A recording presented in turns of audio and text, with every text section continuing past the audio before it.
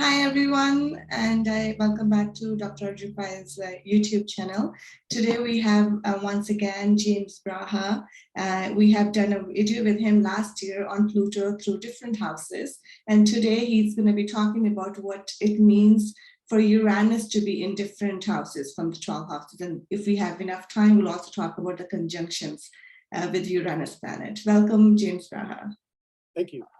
Let's talk. Let me talk a little bit also about the nature of Uranus, because the field of astrology is basically understanding what the planet means, what the house means, and then you have to put it together yourself. That's the process of being an astrologer. So the three outer planets, Uranus, Neptune, and Pluto, are basically considered malefics, but even though they're malefics, they're extremely powerful influences that can be used for the better or the worse.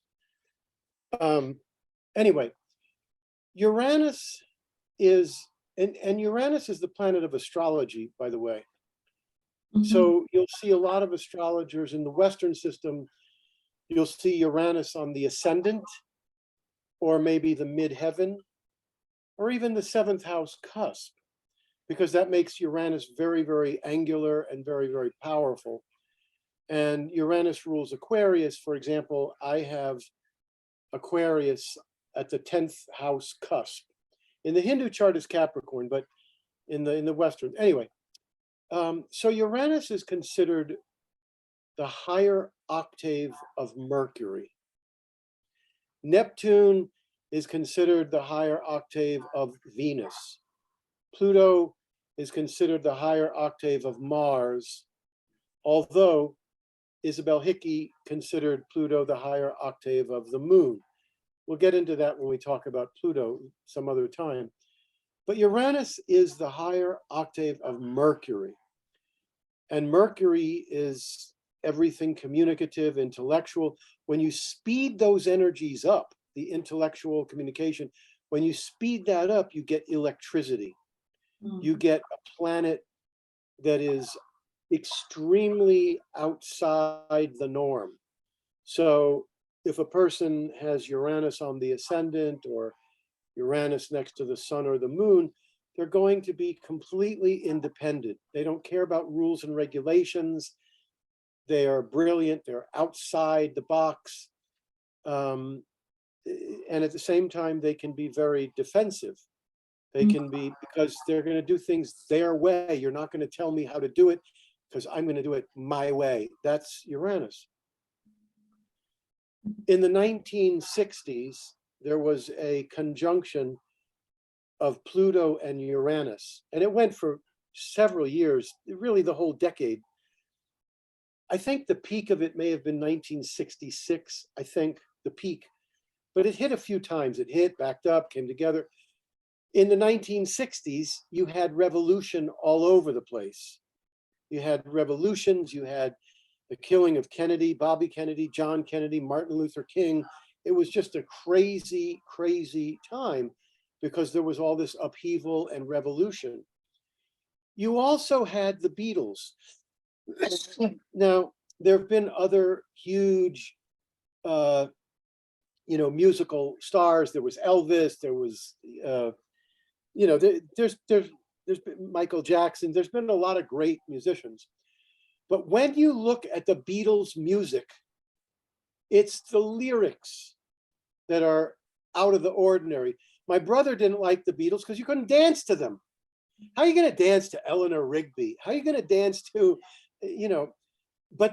so it's not that they didn't have harmony, and it's not that they didn't have great, melodies. They did, but it was Pluto with Uranus was taking the higher octave of Mercury and really intensifying it through their lyrics. That's why they represented the 60s more than the Rolling Stones or other groups, because they were more lyric based. Anyway, so Uranus makes a person independent, out of the ordinary. They're going to do it their way. It's also going to create a certain kind of brilliance because they are the people that are the inventors. The Uranian people are the inventors. What do you mean it's never been done before? Who cares? That's not the point, right? So if you put Uranus in the first house, whenever a planet's in the first house, you have to check how close it is to the ascendant degree. There's a big difference. If the ascendant's 5 degrees and Uranus is 20 degrees, it's Uranus in the first. But it's very different than if the ascendant's 5 degrees and Uranus is 7 degrees. Then it's really, intense. So that person is going to be independent, free thinking. They don't want rules and regulations, and everything is fast. It's not like waiting, it's fast. In fact, when you look at the outer planets, Uranus, Neptune, and Pluto, they're all spiritual planets. They all have their own brand of intuition. A Neptune person has intuition through feeling. They somehow feel what's going to happen, or they feel what a person is thinking. Pluto is spiritual in the sense of universal welfare. It has a psychic influence too. But the Uranus intuition is completely different from the intuition and psychic ability. Uranus rules astrology, not Neptune, not Pluto. Those are spiritual planets, but Uranus is astrology. So I'm a Neptune person. My sun is next to Neptune, and I'm intuitive because I start to feel things, the higher Venus. The Uranus person, it just comes like electricity. Oh, I had a dream, something's going to happen, there's going to be a storm. Oh, I had a dream, or hey, it just came to me, such and such is going to happen. There's no feeling it out, there's no trying to sense it, just comes electrically. That's how their intuition works. This is bizarre, but my first wife was very Uranian, and I would say things like, guess how much money I made today? And she'd say 837. How did you get that? It would just pop up. That's the way Uranus works. It's electric, it's sudden. So the Pluto person is spiritual. They want to help universal welfare, things like that. The Uranus person is spiritual because they live in the moment. So a person with Uranus in the first house, it's right now. I don't care what happened yesterday. I don't care what happened. It's right now. This is how it is right now. And they're very present. So they're good at navigating life because they're in the present. They're not thinking about, oh, I got burned last week. Oh, this happened. He cheated me last time. They're not like that. They're like, how do I feel right now? How is it right now? So that's the positive part of Uranus in the first. The negative part of Uranus in the first is that they're not going to cooperate. So if somebody comes to me and they say, I want to hire this person, I look at the chart and I say, well, Uranus is on the ascendant. You're not going to control them. You know that. I mean, you can suggest things, but you're not going to control them. Now, that's not so bad. The boss may say, well, I don't want to control them. I just want somebody that works very well. And, they can do that. But if you're going to be giving them, parameters, I want you to do it this way, I want you to do it that way, they're not going to like it and they're not going to do it. If Uranus is on the negative side, which means it's aspected by some malefic, or there's different ways it can be afflicted. In the Western chart, it's from squares or oppositions from other planets. In the Hindu chart, it would be Saturn aspecting it or Mars aspecting it, something like that. In that case, they're going to be defensive. And when I say defensive, I mean they'll walk around their whole life being defensive. You'll say something to them that is not at all accusing them, and they go, why are you saying that to me? I didn't do that. I did it this way. They just start defending themselves. So that's Uranus. That's defensiveness comes in when it's afflicted by planets like Saturn or Mars, or if it's actually in conjunction with Saturn or Mars, that can also make them really defensive, right? There's a lot of different, listen, It doesn't even have to be terribly afflicted for Mm, them to be defensive. It's one of the characteristics, because even if you're dealing with them, and, but trying to get them to see your way, or if you're trying to get them to do it your way, you'll see their defenses. yeah. You'll see them. Anyway, so the first house makes them brilliant, independent. They can invent things that were never done before, et cetera, et cetera. And they will be very present in the moment, and they'll be brilliant, and they will be, out of the ordinary. They'll be exciting. So if you want an exciting partner, like let's say a person has Uranus in the 7th house, they don't want a partner that's traditional. They want someone who's very exciting.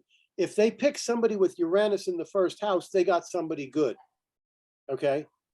Because the person with Uranus in the 7th house doesn't want a traditional relationship anyway. Well, the person with Uranus in the 1st house is not going to be traditional. They're going to do things. So that's Uranus in the 1st. Uranus in the 2nd house has to do with money. I have Uranus in the 2nd house. So when it comes to money, when I do investments, I take ridiculous risks because I want big rewards. And the money can go way up and the money can go way down. I don't know, what else. In the Hindu system, it might have an effect on the family life. Naturally, in the Hindu chart, if the 2nd house is afflicted, Mars and Saturn are there, Rahu and Sun, malefics in the 2nd house, family life is going to be very hard for the first 18 years. Mm, Uranus might have something to do with that. If Uranus is there, it's probably going to make a lot of ups and downs in the family life. But mainly, it's about the person's relationship with money. So if you're going to marry someone and you have some idea that in this marriage, I want to build up to the point where we can buy a piece of land, and we have to save. So we have to save the money. They're not going to like that. The person with Uranus in the 2nd house is not going to like the idea of saving. Because Uranus is the present moment. Everything is in the present. So they want to enjoy, they want excitement with money. They want to live in the present with money. They don't want to be thinking far in the future, et cetera, et cetera. That's basically Uranus in the 2nd, as best as I can. I have Uranus in the 2nd. That's pretty much all it does to me. There is a school of thought in the Western system that the 2nd house is not only material value, which is money, but also the value of the self. So if Uranus is in the 2nd house, perhaps the Westerners would say, sometimes I could think, boy, I'm the greatest, aren't I great? And other days I could say, God, I'm the worst. The value, how you feel about your self-value goes up and down and up and down, like that. mm, Uranus in the 3rd house is a very exciting placement, because so in the Hindu system, by the way, the 2nd house is education. So that wouldn't make for a stable education. mm, There might be brilliance, but the education might be very changeable. The 3rd house, in the Western system, the 3rd house is the mind. And and I know in the Hindu it's the 5th, but I can tell you, if Uranus is in the 3rd house, you're going to have a person. This is why it gets exciting, because the mind is very electrified, and the person is very good with spiritual, metaphysical subjects. In terms of brothers and sisters, then the brothers and sisters are going to be out of the ordinary, and it's not likely to be a smooth area. If Uranus is in the 3rd house, relatives and brothers and sisters, and remember, Uranus is a natural malefic. So it's quite possible that if Uranus is in the 3rd house, the person could have a younger sibling that's crazy or eccentric, Mhm. you know, there could be very unexpected experiences. Uranus causes unexpected, sudden experiences, very sudden. So you don't know what to expect, and then suddenly something happens. The third house is your hands and your own efforts. And with Uranus in the third house, a person is very likely to be very energetic. It's the energy. The third house, the house of energy, the ability to run errands from morning till night without getting tired, the ability to be courageous, to want a life of excitement and courage, maybe race car driving, stuff like that. Very exciting and courageous. But it really does a special thing to the mind. And the person's mind will have no boundaries. Uranus in the first house, it's like the person's energy, they just can't see boundaries anywhere. But Uranus in the third house, the person's mind is going to be way more inventive. Okay. Uranus in the fourth house is a very rough placement because you get your, whether you're a boy or a girl, you get your stability from the mother. Uranus in the fourth house is going to make the mother inaccessible. Inaccessible. The mother will be erratic, changeable, up and down. The mother on the positive side could be brilliant, but usually Uranus in the fourth house is a malefic influence that makes the home life unstable. And because of that, the child then does not have a good sense of security because it wasn't the home life and the mother wasn't stable. Right. So it becomes very hard to trust. To trust other people becomes very hard because the mother was bouncing around from here to there. The mother was going off and working somewhere. The mother was, doing some project for 2 years. I mean, the mother would not be a traditional mother, and it makes the person rather unstable. It also means the person's going to live in a lot of different places. The person might have many different homes. They might move very, very often, things like that. The fourth house is the ending of all matters. So if Uranus is in the fourth house, endings will be abrupt. Like my son, he was in college, he was doing research for computers. The professor loved him. He did all this research, he got paid for it. Then he went to graduate school. But the work that he was giving him was overload. The professor loved my son. My son has the sun and Jupiter in the ninth house in Pisces, so he gets very good higher education. The professor took him under his wing and loved him, but he overworked him way more than the other workers. And after a certain point, my son couldn't take it. He calls me up. He says, you have any time to talk? I say, yeah. He says, I want to vent. He says, I want to vent. I want to complain. Yeah. Within 10, 20 minutes, he said, I'm quitting. That's how sudden it was. He goes in, he says, I'm quitting. And he says, so there's nothing that would change your mind? No. So now, I'm not saying that he has Uranus in the fourth house, but a person that has Uranus in the fourth house, endings are abrupt and sudden.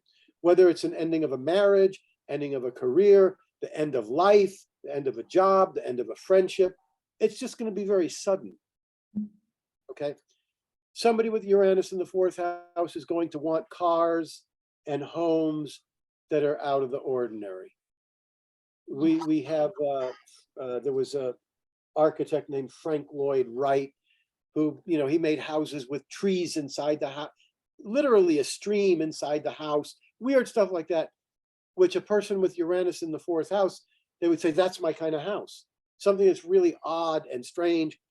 And with cars, they're going to want something electric, something special, something that is out of the ordinary, like that. and they have to move around. They have to, if Uranus is in the fourth house, they need a lot of physical movement. Right. Uranus in the fifth house is the most creative. Uranus in the third house is creative because the mind is completely, just no restrictions on the mind. They're very creative. Uranus in the fifth house is more the arts. Now, in the Hindu system, the third house is specifically music, dance, and drama, specifically the arts, and the fifth house is art in general. It's the mind in the Hindu system. So a person with Uranus in the fifth house, they are phenomenal at the arts, painting, music, dance, just any kind of arts. They're going to be extremely, extremely gifted and excitable in the arts, but they're not going to like boring traditional art. They're going to want it to be, modern art or stuff that's out of the ordinary. Uranus in the fifth house, you got a crapshoot about what your children are going to be like.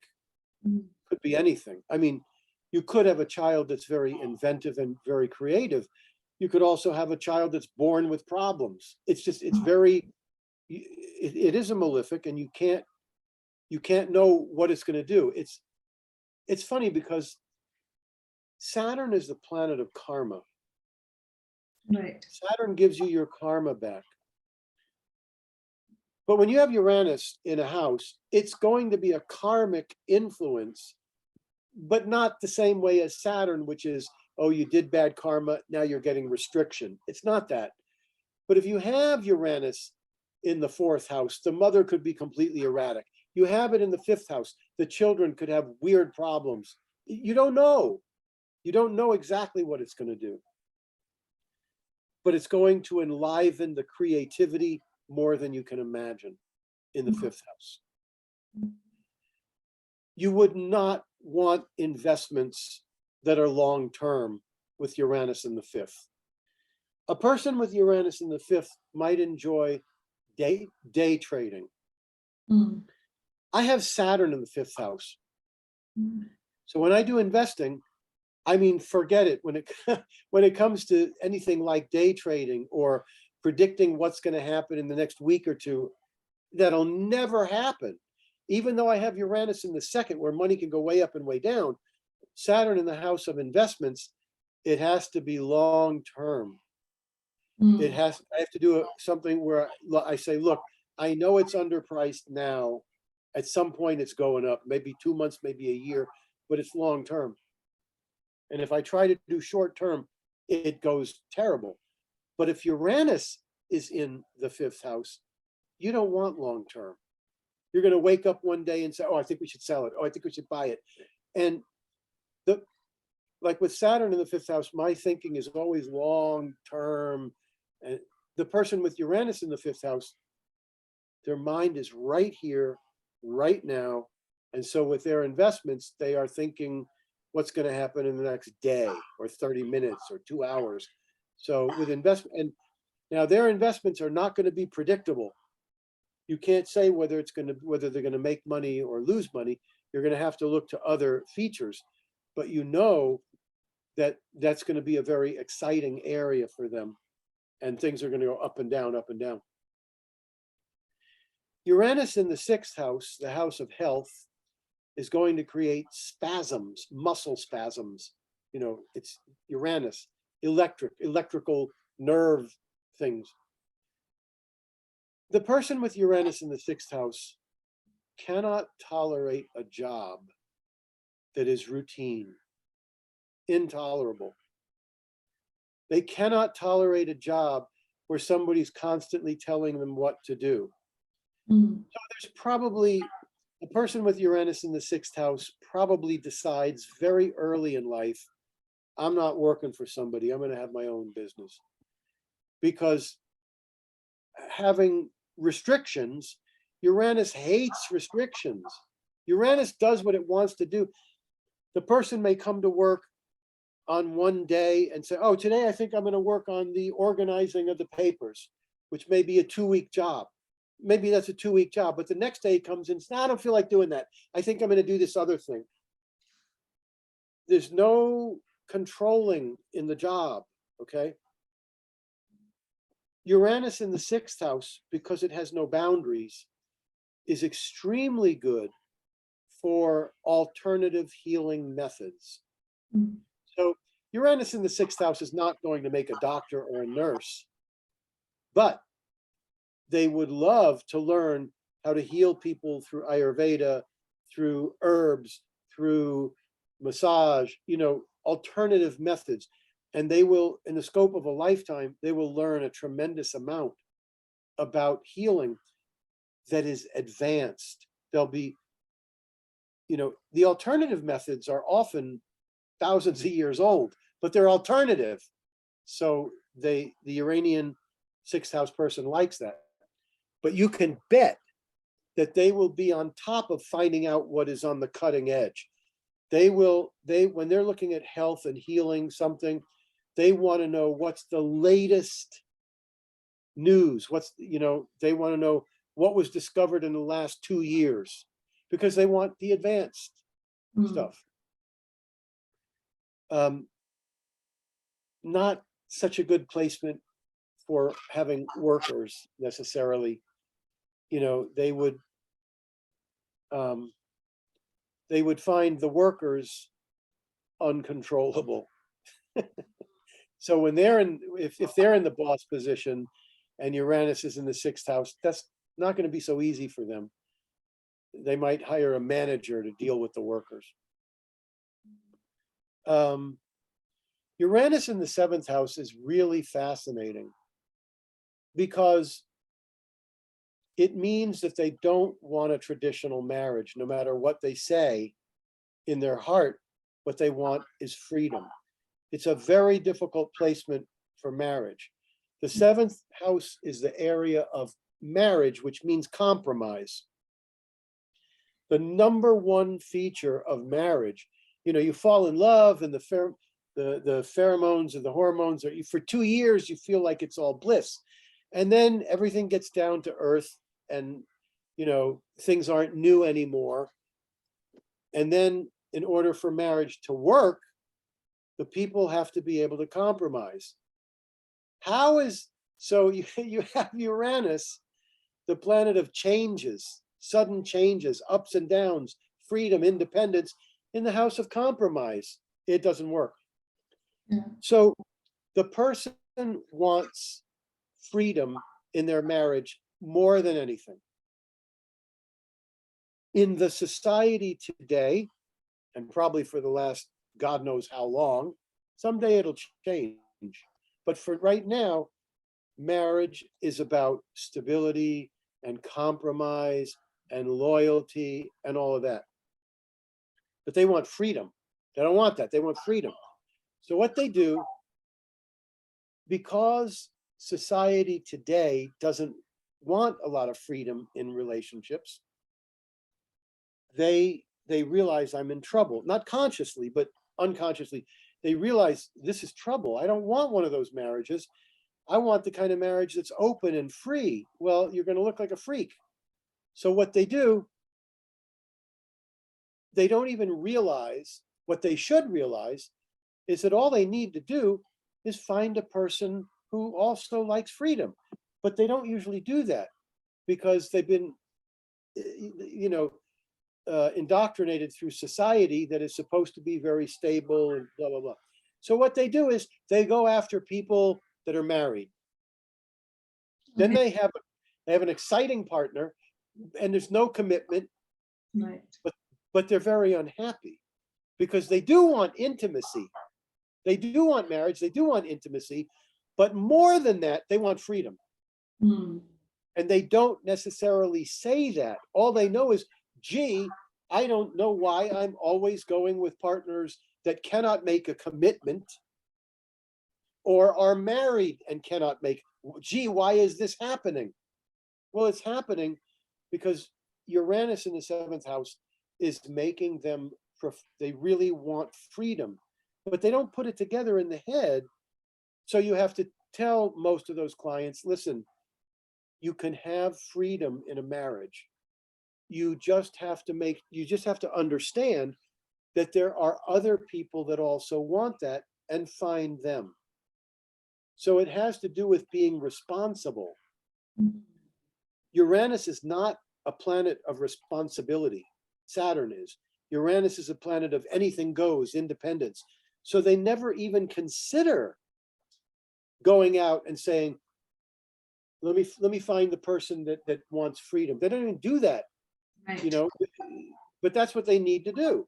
Otherwise, they're going to constantly be with people that are unattainable, uncommitting, or married, etc.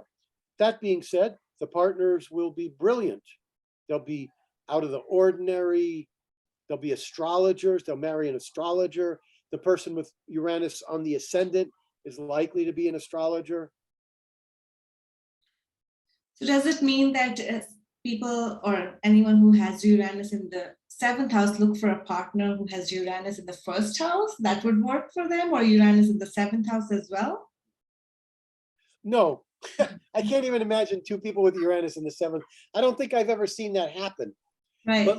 But look, you could find somebody where Uranus is on the ascendant or in the first house.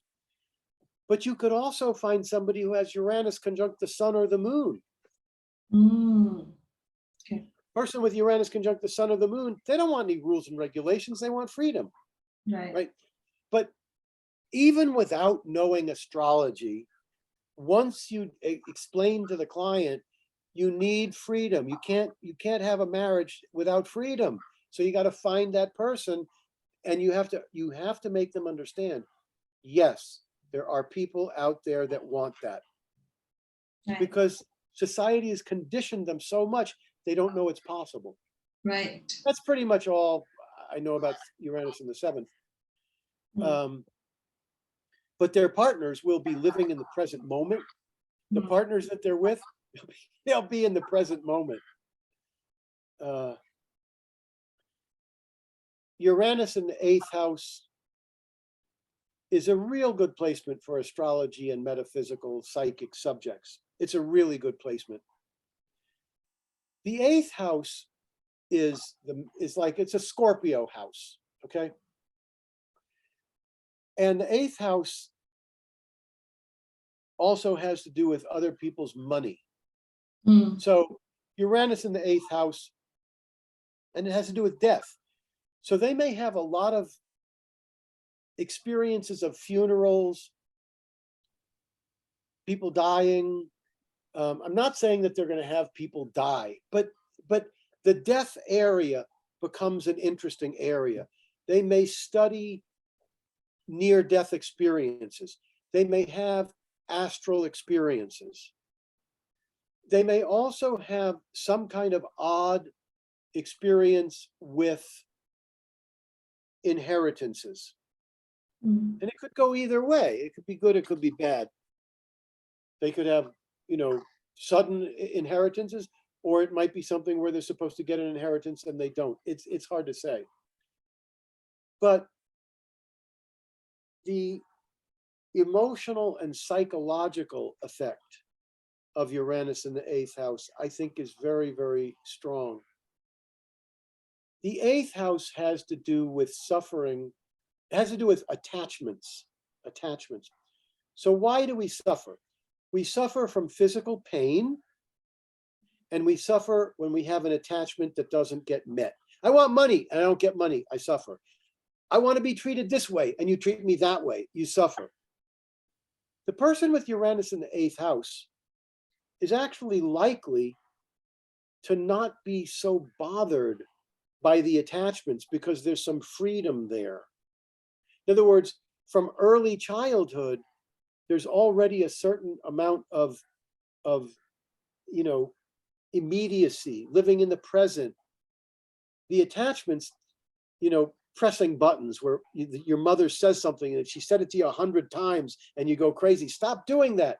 That's not going to happen so much for the person with Uranus in the eighth because they're constantly getting rid of those attachments. Uranus busts up the attachments, so that's good.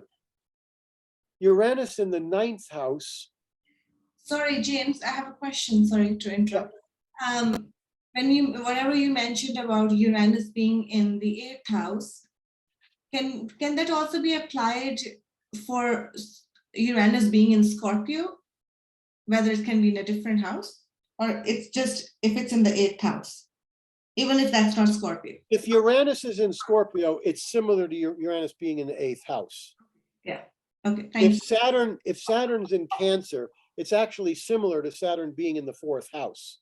Okay. All of the houses and planet, they all have connections, but the eighth house and Scorpio is a real, when I look at eighth houses, I really have to start thinking about Scorpio. Right. Makes sense. Thank you. Uranus in the ninth house means non-traditional religion. Mm. Whatever the religion is at birth, Judaism, Hinduism, Christianity, don't expect them to follow it. They're going to follow whatever they want to follow. And they want independence and they want freedom and they probably want justice. Mm. Uranus with Jupiter or Uranus in the ninth house, their religion is going to be more about fairness and justice rather than rules and regulations and what they've been taught. So they're going to want freedom in the religion. They're going to want justice in the religion. You know, the father could be, the ninth house and the 10th house both have to be used for the father. For 20 years, I said, which is it, ninth or 10th? It's both. And it's the Karaka of the ninth, which is Jupiter. And it's the Karaka of the 10th, which is Saturn. Those are okay for the father.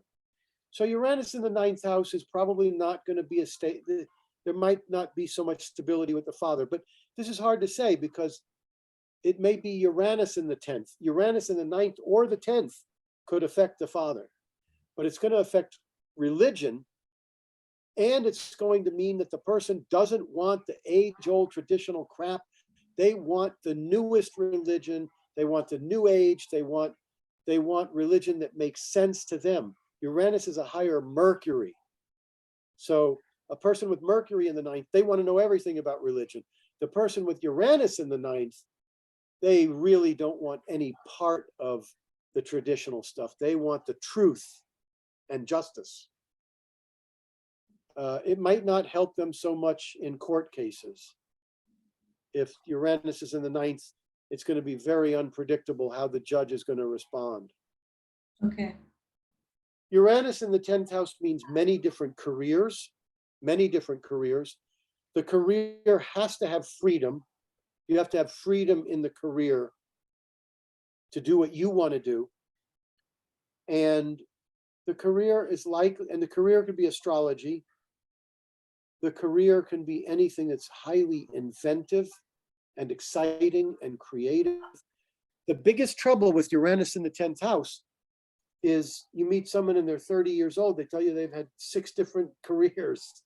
6 different, or it's not always different careers, but different jobs. The 10th house is the house of career, but they're going to be very changeable in that area.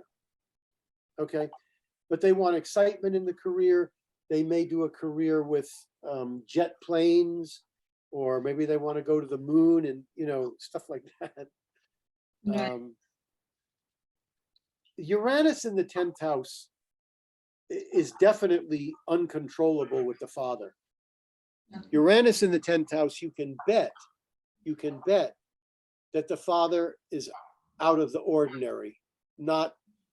They're out of the ordinary, they're eccentric, ahead of the times. On the negative side, in the same way Uranus in the 4th house meant an unstable mother, it could be an unstable father. But you always are going to get numerous careers, exciting careers, things like astrology, metaphysics, etc.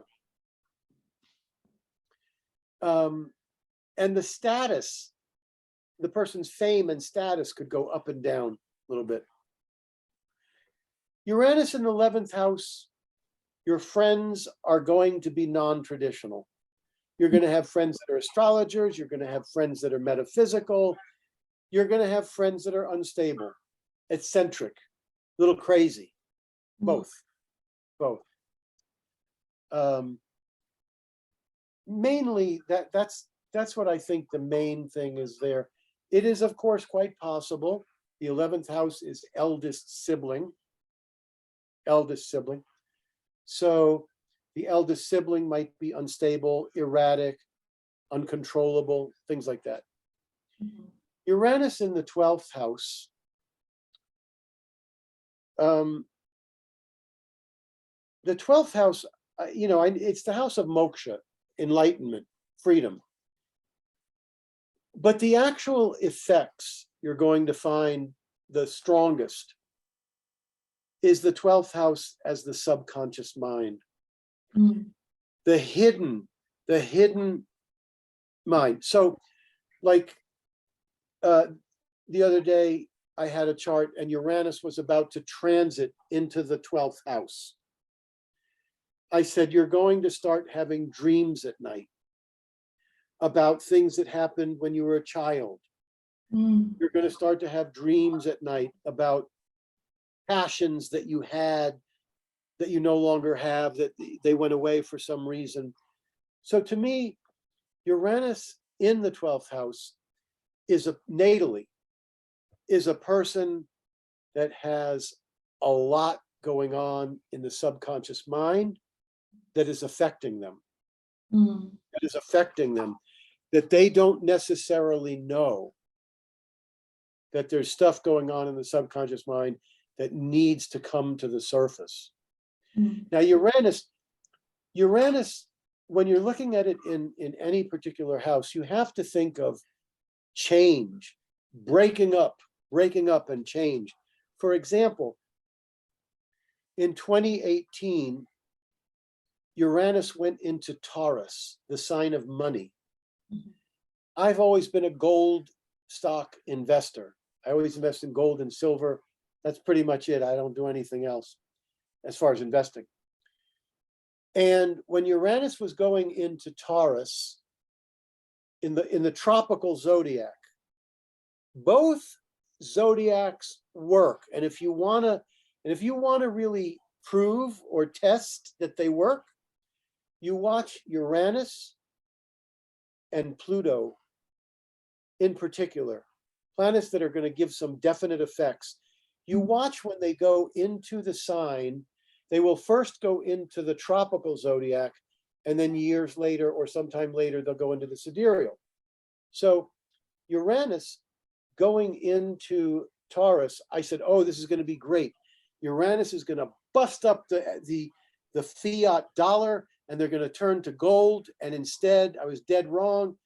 They turned to Bitcoin. It went from 2,000 to 20,000. And it wasn't just that it affected the price. It's that it made the world aware. That's when the world, people that knew nothing about it, began to hear, oh, there's an alternate currency. Now, in 2024, June 2024, I believe it's June, you have to check, Uranus goes into sidereal Taurus. Okay. So then, once again, you're going to see something with the currency.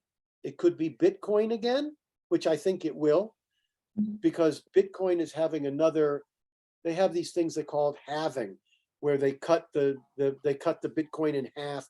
The Bitcoin production cuts in half. There's a Bitcoin reduction cutting in half in 2024. At the same time, Uranus goes in. So I suspect it's that, but I don't know. You can see this effect, by the way, of the two different systems. Pluto went into Capricorn in the Western tropical zodiac in 2008. This was the year of the economic collapse.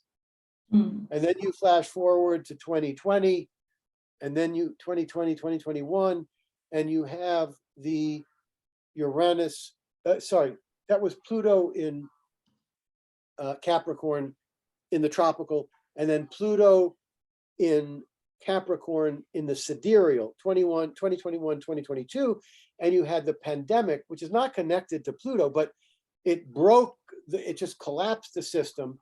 And you had Pluto in Capricorn, where the world is dealing with autocracy, which is very Plutonian. Capricorn is the current order of things. So you'll see big effects when Pluto or Uranus go into either zodiac when it enters a sign. So is Pluto in Capricorn at present in sidereal Jyotish? No, it's not yet. Oh, yes, yes. It went in 2008. We had the economic collapse. It went in around 2020 or 2021, and we had the pandemic, and we had the attack on the United States Capitol. I mean, it's big stuff. It's big stuff. These are, you know. And how long do this how long does Pluto? Here's an interesting thing for you. Yeah. Pluto, wait a minute. Pluto has only recently, 2020, 2021, gone into, okay, but Pluto's been in Capricorn since 2008 in the Western. In 2023 and 2024, Pluto goes into Aquarius. So we may get a little break from the autocracy and the domineering, all the political pushing and you know, dictatorship. When Pluto goes into Aquarius, Aquarius is a mental sign. It's a sign of using rational, intelligent, intellectual versus I'm just going to boss you. But that'll be in the Western system. But that's not going to be nothing. Look at what happened in 2008. So when Pluto gets 2023, 2024, you're going to see the world finally come to some intellectual, some instead of it all being, I'm going to push my way, well, I'm going to push my way, and you just have these two forces, some reasoning ability will come in 2023 and 2024 for the whole world. So it may stop some of the Putin wars and all the intense, you know, stuff that's going on. We may have some reasoning come in soon. Right. So we can say that so even if someone's looking at this sidereal chart, they can read it like Pluto being in Capricorn. Yeah, it's in Capricorn now. Okay, and then it will leave Capricorn around 2038. Okay, 2038. Yeah, it's around 2020 to 2038, basically. Okay. And Uranus in sidereal is in Aries, is it right now? Is it Aries? It's in Taurus, it's in tropical. So hold on a second. Yeah. You know, I don't keep track of those things. I look at them in heart. So Uranus is 15 Taurus in the West. So that means it's around 22 Aries right now.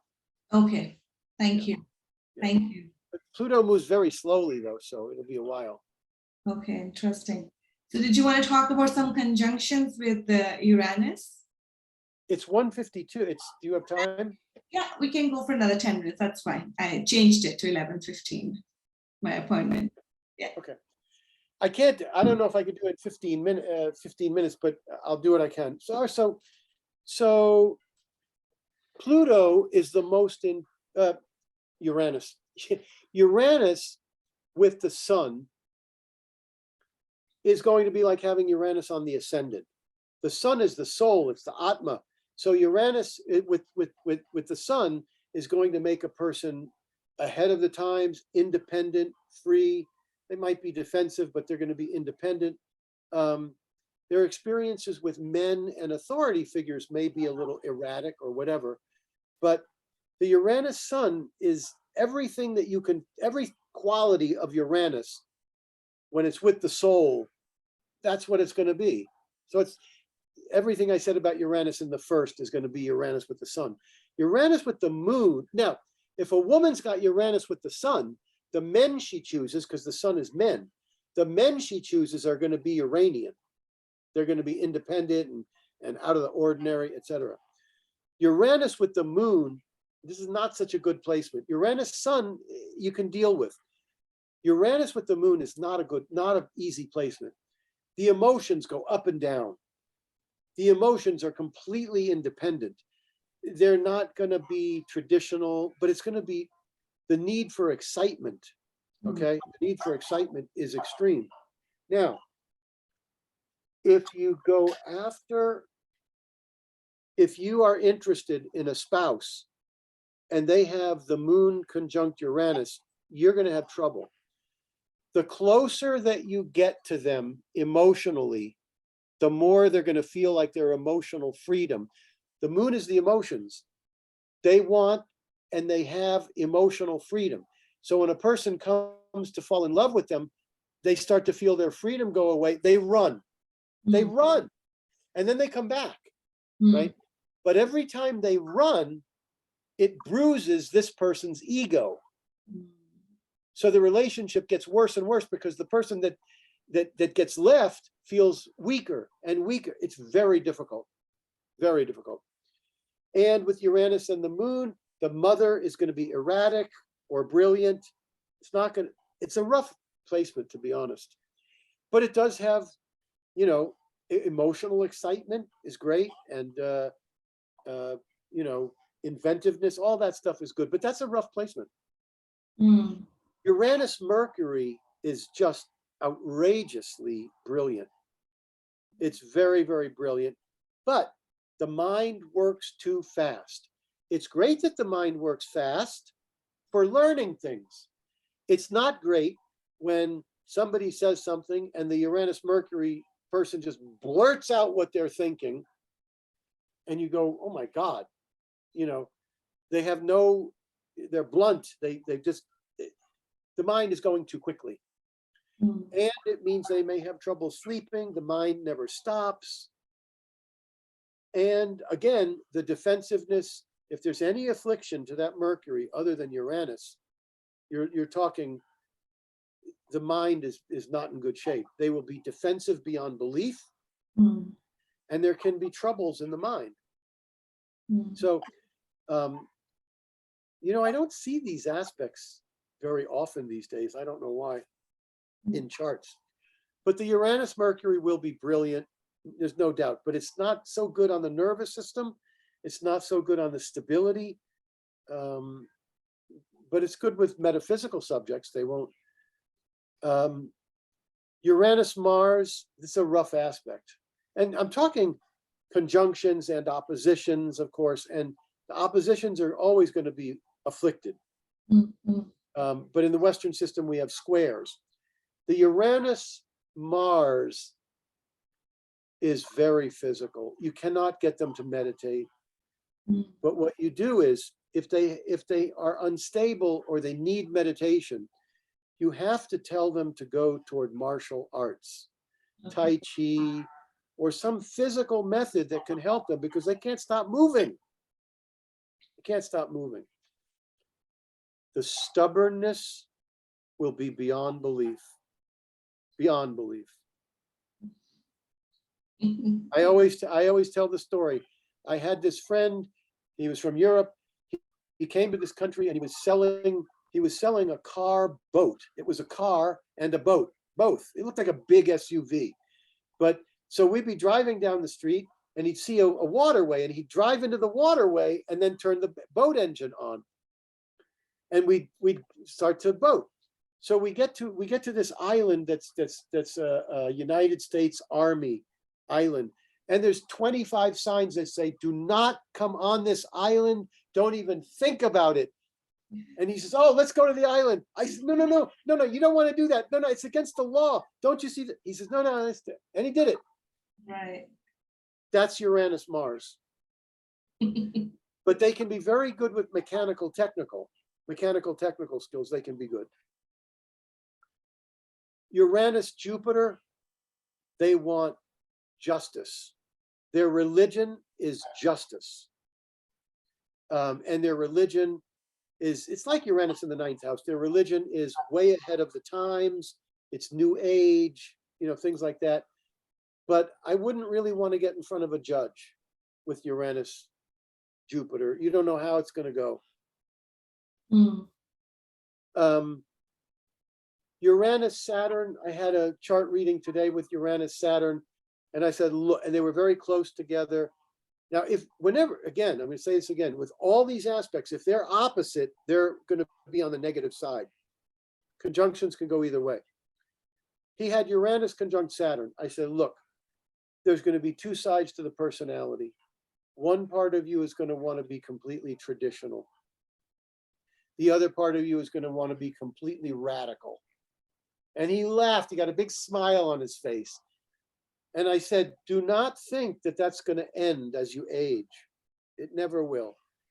There will be a part of the person that is traditional and down to earth and stable, and then a part of them that wants complete freedom. And they'll vacillate back and forth and back and forth.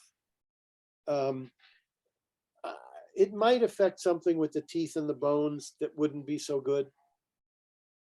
On the side of real estate, it might be somebody that wants to do something with real estate, but it wouldn't be traditional.